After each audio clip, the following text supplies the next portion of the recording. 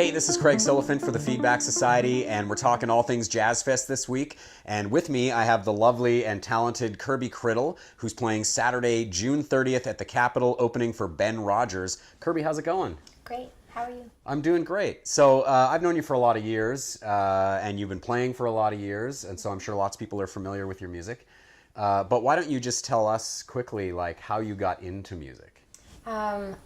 I've just always loved music. I've always been singing, humming since I was a little girl. Like, I'm humming no matter what I do. I go grocery shopping and people are like, oh, that's a nice song or something.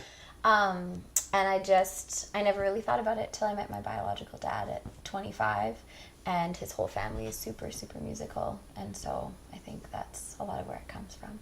Cool. So I know too that what you do for a day job informs your music, and I don't want to explain it because I'll botch it. Kirby's like one of the nicest people I know, and I'm a scumbag, so I don't even feel like I should be allowed to sit on the couch with Kirby. But can you explain what it is that you do first of all, and then Sure. like how that informs your music? I run a holistic healthcare practice called Illuminara Wellness. So it's primarily energy work based, although I do have other modalities like herbal medicine, holistic nutrition consultation, aromatherapy, that kind of thing. But typically mainly Reiki, body talk, past life regression, quantum touch, that sort of thing. And we just our focus is to help people feel better.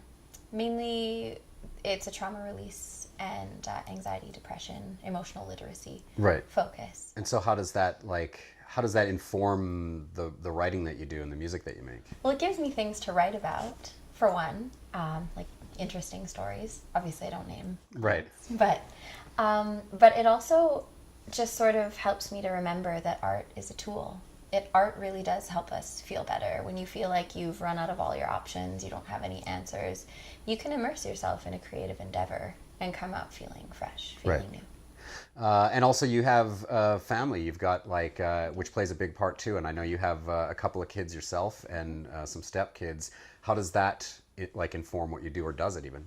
Yeah, I think we've lived together for just over a year, and I'm finally feeling like I've got my feet under me.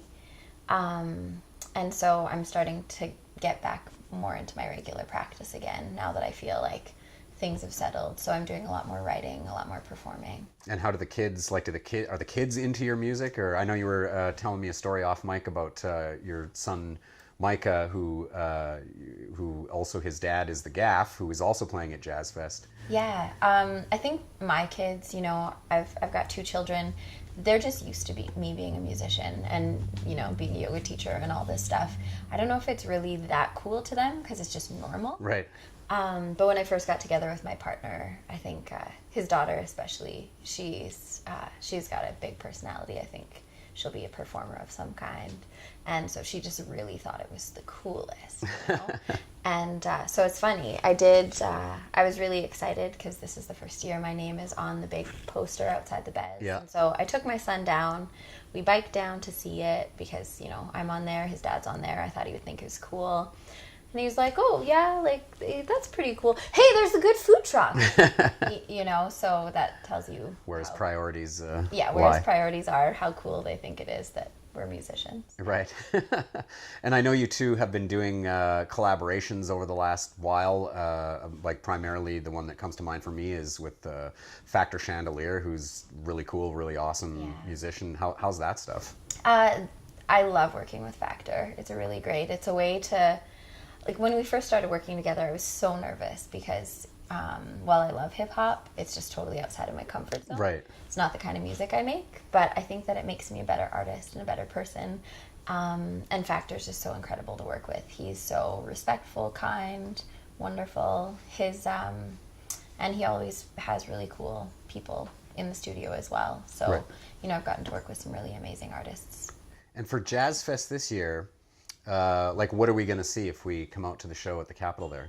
Well, I've written a lot of new music since my last record, but I haven't recorded any of it. So mostly I play new music in my sets now, and I actually wrote a brand new song the other day. I've been working on it for the last week. That's pretty new for me. Usually all my songs are written in 10 minutes or less. They just come through really fast. And so this last year has been a practice in actually sitting and intentionally working on stuff. Usually the seed will sort of plant, and then I'll have to come back and work on it 3 or 4 times. Yeah. And yeah, so I'm really excited. And the lineup at Jazzfest this year is very interesting in that it's, I think, a little bit different than what they've done in previous years in a really cool way. There's lots of really interesting acts that you might not have normally seen at Jazzfest. Is there a show besides your own, obviously, that you're just like crazy for, you really want to go see? I'm really excited to see Begonia. Yeah. I love Begonia. Yeah, she's just a masterful performer. She's so talented, but also just to watch her, she has like crazy makeup and beautiful outfits. And I just saw she was doing a show for Pride somewhere. She had this giant like flower headpiece, just stunning. I wish I took more like performance risks like that. Yeah. Cool. Well, that sounds awesome. So you can, as I said, catch Kirby on Saturday, June 30th at the Capitol, opening for Ben Rogers. And thanks so much for taking the time, Kirby, to sit with a lowly old scumbag like me. No, I know I'm a scumbag. It's okay. No. Thanks so much for having me. Thanks. Bye.